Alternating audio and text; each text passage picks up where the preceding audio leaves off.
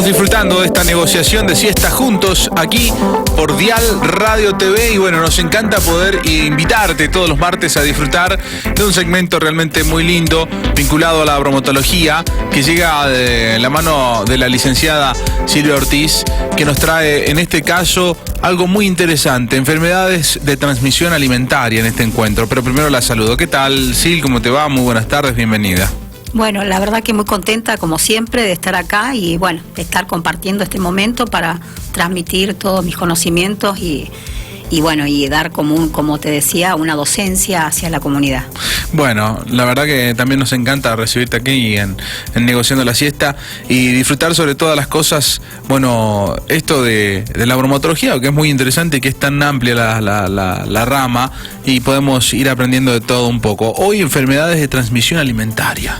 Vos dirás, ¿por dónde arrancamos? Sí, habíamos terminado con la conservación de alimentos, que bueno, justamente es lo que realiza el hombre debido a que quiere conservarlo por más tiempo, porque yo decía en el programa anterior, estamos rodeados de microorganismos. Claro. Esos microorganismos que son diminutos, que no los podemos ver, inclusive a veces solamente vemos las consecuencias que producen.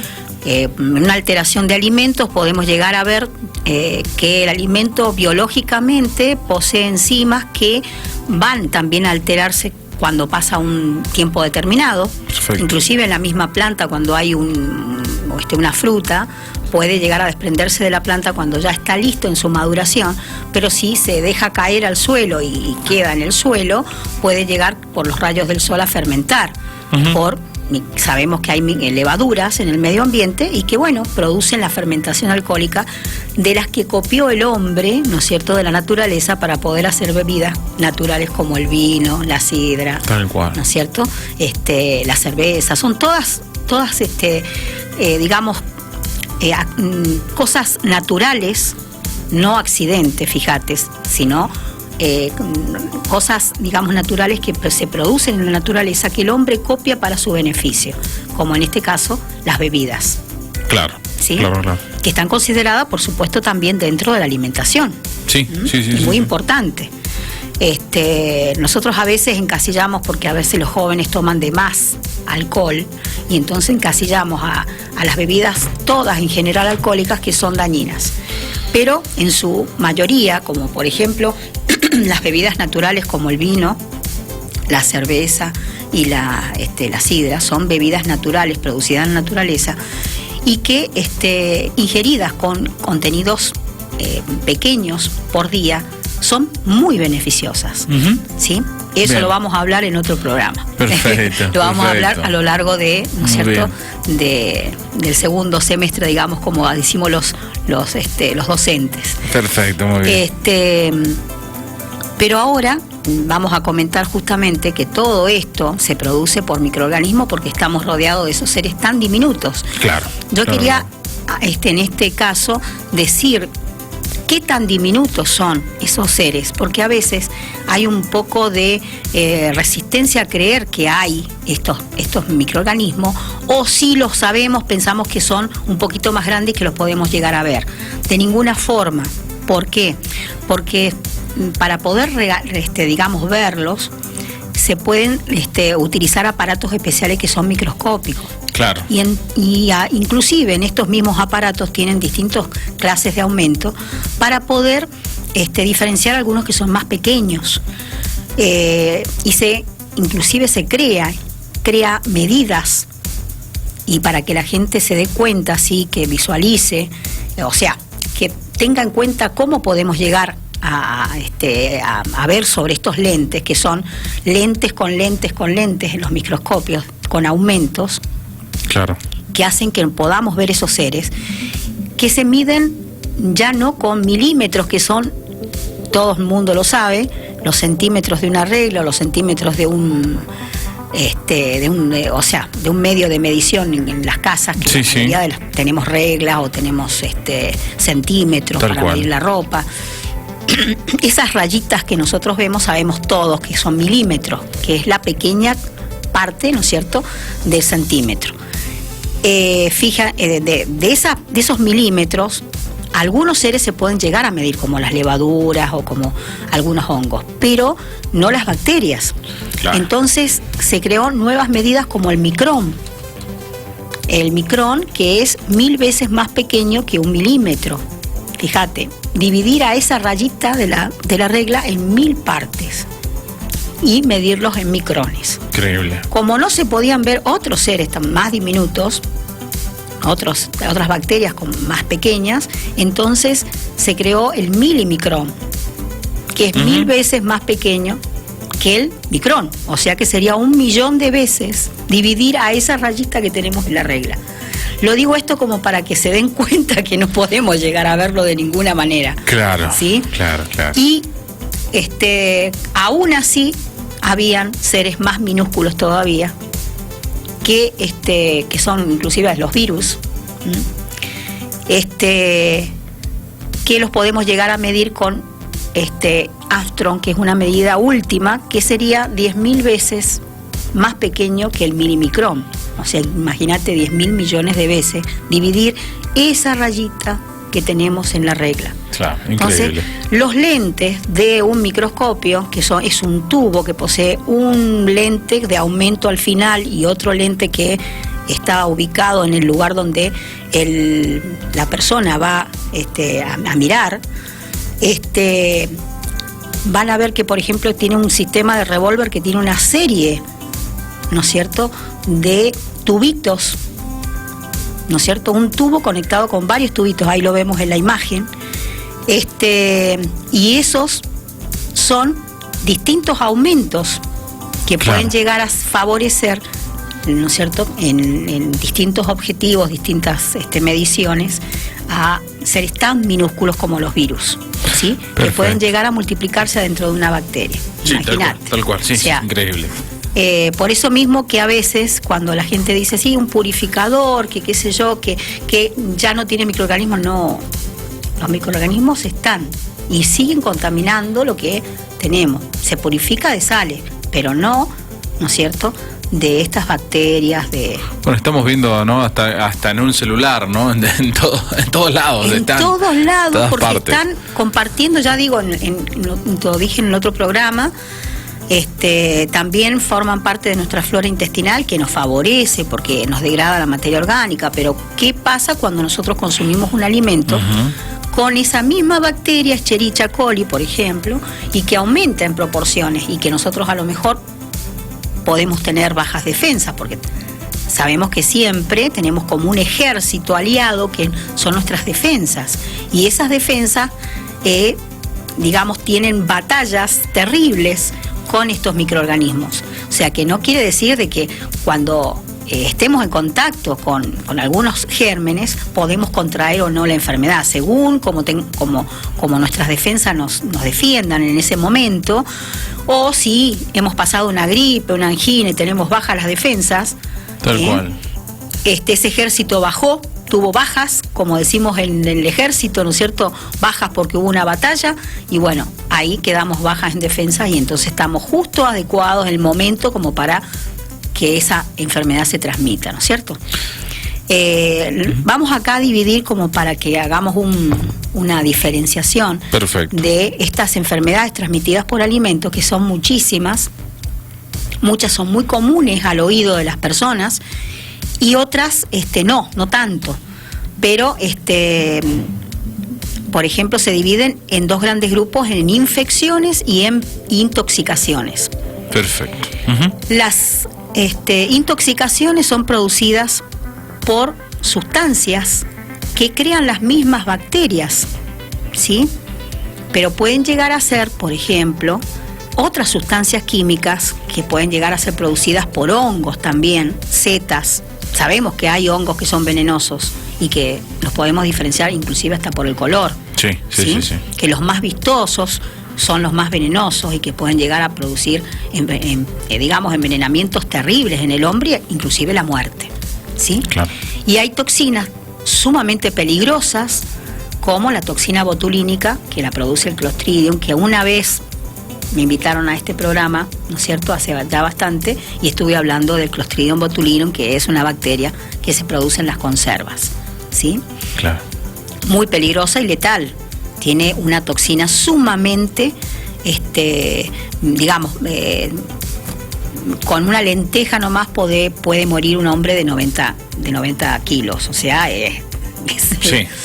O sea, es muy fuerte, muy venenosa, muy letal, así que peligrosa. Por eso que a veces tenemos que diferenciar que hay enfermedades que son que nos producen una serie de trastornos, pero no llegan a ser tan graves como esta toxina, como por ejemplo los estafilococos, que no son casi conocidos, porque a veces pasan desapercibidos. Tenemos un malestar, tenemos digamos una diarrea, y bueno, por medio de una dieta la podemos llegar a subsanar y volvemos otra vez de nuevo a estar bien.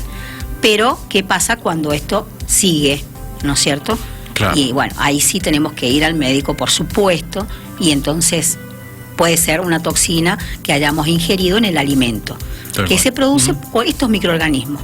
También puede ser por plaguicidas, por ejemplo, sustancias químicas que necesitamos a veces para controlar otros, ¿no es cierto? O insectos, o digamos, floras mucho más macroscópicas, que las podemos ver a simple vista, que no son gérmenes, pero sí que nos producen daños, y entonces por eso nosotros utilizamos los plaguicidas, como en la vid. Pero ¿qué ocurre cuando las personas ingieren en el momento no adecuado, ¿no es cierto? Ingieren frutales con plaguicida, que pueden llegar a tener serias consecuencias, ¿sí? Sí. Y bueno, también los insecticidas que usamos en las casas también pueden ser propios de intoxicaciones. Espolvorear, por ejemplo, con un insecticida, más si es en aerosol, sobre los alimentos. Pensamos que eso no va a traer consecuencias. Si cae, ¿no es cierto?, está en el aire y cae sobre los alimentos, bueno, sí, va a tener serias consecuencias, y algunos son más peligrosos que otros. O sea, son más fuertes, pueden llegar a matar más insectos, inclusive algunos arácnidos, y bueno, y entonces eso sí también nos van a acarrear envenenamientos a nosotros. Claro. Nosotros vamos a hablar y vamos a profundizar en enfermedades, ¿no es cierto?, como el botulismo, como la estafilococosis, que se llama, que es una enfermedad común, o sea, transmitida por alimentos que se han desarrollado en los alimentos y han producido esta toxina, que es una sustancia química, ni más ni menos, y nos produce una especie de envenenamiento. No es tan grave como la toxina botulínica, pero sí es más común. ¿Por qué? Porque las tenemos en los granitos, yo había dicho en uno de los programas, los tenemos en las heridas, en los granitos de la cara, si tenemos alguna herida en las manos, que una cocinera o cualquier persona puede haber tenido un corte, y los microorganismos están allí. Y esos estafilococos viven en la piel, viven si se produce una infección, ¿no es cierto? También están ahí estos microorganismos, y cuando llegan al alimento se multiplican y producen esta toxina. Tienen que ser, menos mal, mucha cantidad para producir. Ya vamos a hablar de esa enfermedad en profundidad. Bien. Pero por ahora te digo que es la más común. También están, y seguro que la gente la conoce, ¿no es cierto?, algunas infecciones, como por ejemplo la fiebre tifoidea. Sí.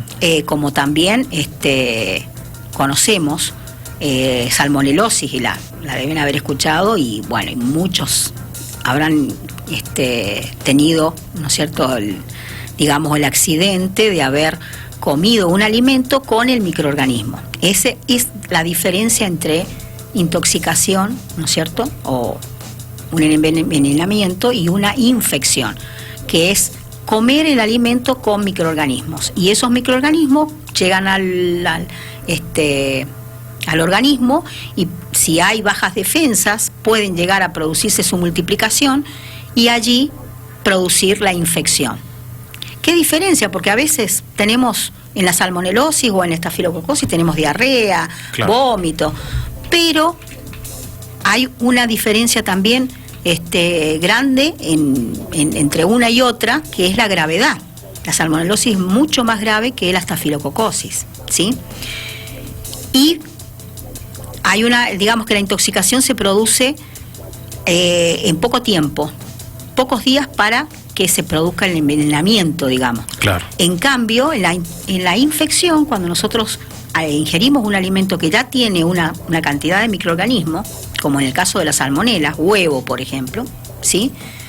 Entonces puede llegar a una mayonesa, por ejemplo. Claro. Y entonces nosotros ingerimos esa mayonesa y nos infectamos. Llega a nuestros organismos esos microorganismos que nuestras defensas van a tratar de batallar, digamos, a esos microorganismos, pero por ahí tenemos las defensas bajas, que casi siempre se ocasionan más en los niños y en los ancianos, que tienen más defensas, menos defensas, menos defensa, claro, que los adultos, y entonces se produce esta enfermedad. Y a veces muy seria, como el tifus, como el cólera, por ejemplo. El cólera es una enfermedad, fíjate, es una toxinfección, porque se produce por medio de la ingestión de microorganismos, se infecta la persona, se produce toda la serie, digamos, de infección, fiebre, todos los trastornos, y llega al intestino y produce una toxina, una enterotoxina. Y por eso es tan grave esta enfermedad, el cólera, porque es como si fuera doble intoxicación e infección. Y es tan agresiva que la persona puede llegar a perder 10 litros en pocas horas. O sea que por eso es que cuando se producen estas epidemias, ¿no es cierto?, de esta enfermedad, hay que tener tanto, pero tanto cuidado. Claro. Porque es impresionante cómo se transmite, ¿no es cierto?, y cómo la persona, si no es tratada, y mucho más un niño o un anciano, puede llegar en horas a deshidratarse y a morirse. No es lo mismo que una estafilococosis, que tenemos un poco más de tiempo, digamos, ¿sí? Podemos tratar la enfermedad con un poco más de tiempo, igual que salmonelosis, ¿sí? No son en ese grado digamos, de gravedad de la enfermedad. Bueno, yo hice así 2 grupos grandes, que son las infecciones y las intoxicaciones. Claro. ¿Cómo diferenciarlas? También, yo dije en el poco tiempo que apenas un tiempo relativamente corto, pueden ser horas, y puedo yo obtener una intoxicación. Una infección, en cambio, pueden tardar días de incubación y yo tener los síntomas recién, ¿sí? Esa es una diferencia. También en la infección aparece un síntoma que no aparece en una intoxicación, que es la fiebre. Claro. Alta fiebre me da a mí la idea de que es una infección, ¿sí?, y no una intoxicación. Pero vos imaginate, en el cólera tenés todo. Claro. Tenés la fiebre, porque se infectó la persona, y cuando llega al intestino produce la toxina y empieza a desarrollar, ¿no es cierto?, grandes diarreas, grandes vómitos. Es una enfermedad tan explosiva que la persona, se ha visto en películas, vomita y puede llegar a distancias, porque es terrible. Por eso que en poquito tiempo la persona puede llegar a deshidratarse. Es una enfermedad muy grave y hay que tener, ¿no es cierto?, muy en cuenta todas estas cosas. Y bueno, esto puede llegar por el agua, porque se contaminó el agua, y en las épocas de guerra, yo estuve hablando justamente de esto, se contaminaba con cadáveres, claro. En el caso de, por ejemplo, en salmonelosis, por huevos, por materia fecal, por justamente las buenas prácticas hacen de que cada manipulador tenga que lavarse muy bien las manos, cepillarse las uñas, porque las uñas son reservorio de un montón de microorganismos. Tal Como cual. yo dije, Sí, los sí. tamaños, imagínate que albergan miles y miles en las uñas. Los cabellos también. O sea, en mi caso, que tengo cabello largo, no podría ponerme a cocinar así con el cabello así. Claro. ¿Cierto? Sí, sí, sí.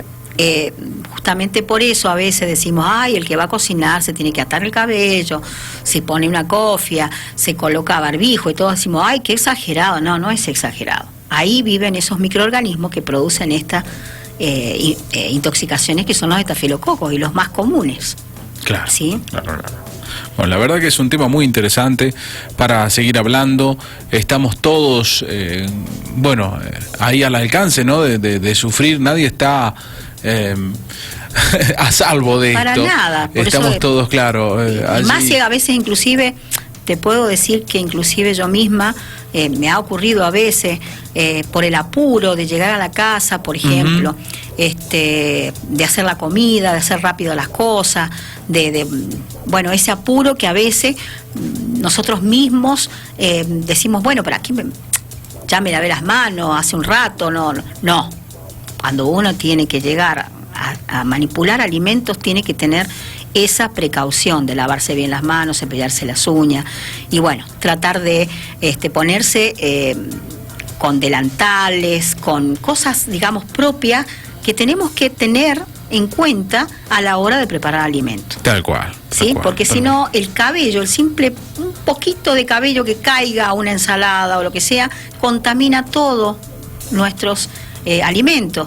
Y a lo mejor eso no trae consecuencias para nadie, porque a lo mejor todos tenemos alta nuestras defensas, pero ¿qué si hay un niñito allí? ¿Qué si hay comiendo justo este alimento que yo le estoy dando? Sí. Entonces, o un anciano que tiene a lo mejor, ya por su madurez de sus años, ya tiene defensas más bajas. Entonces, bueno, tenemos que tener en cuenta todo esto. Muchísimas gracias, Sil, como siempre muy completo todo lo que nos traes en este bloque donde justamente nos dedicamos específicamente a la bromatología. Y bueno, te deseamos también unas mini vacaciones lindas, sí, placenteras.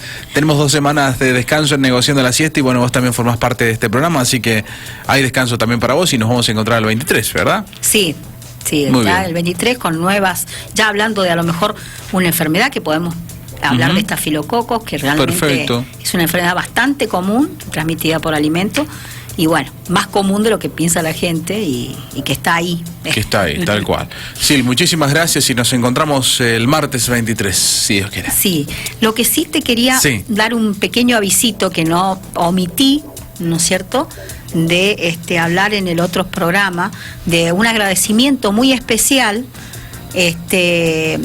a una autoridad que fue, a una ex autoridad que fue de la Facultad de Ciencias Aplicadas, un compañero amigo, a Roberto Batistón, que él, digamos, estuvo tratando de económicamente auspiciar todo esta actividad que se hizo con Mónica Bauzá muy bien. En Oliva, o sea, en la cata de Oliva. Perfecto, ¿sí? Perfecto. Así que, bueno, un reconocimiento y un agradecimiento porque ellos estuvieron, digamos, fue una comisión que ayudó, ¿no es cierto?, para que se les pagara pasaje, para que tuvieran se concretara esto. La posibilidad de que esta magíster, profesora mía de la licenciatura, muy bien, es Mónica Bauzá, y que bueno, que ya la comprometí para que en un posible viaje, a lo mejor con otro tema, pudiera venir y que pudiera estar acá en la radio con nosotros. Perfecto, será un placer tenerla acá, ¿no? Una persona que sabe tanto y bueno, disfrutar también de todo su aprendizaje. Muchísimas gracias, Sil, y nos unimos también a ese agradecimiento a Batistón por haber logrado también esto, ¿no?, junto a la Asociación de Bromatólogos de San Rafael, y nos encontramos prontito. Gracias, gracias por estar acá.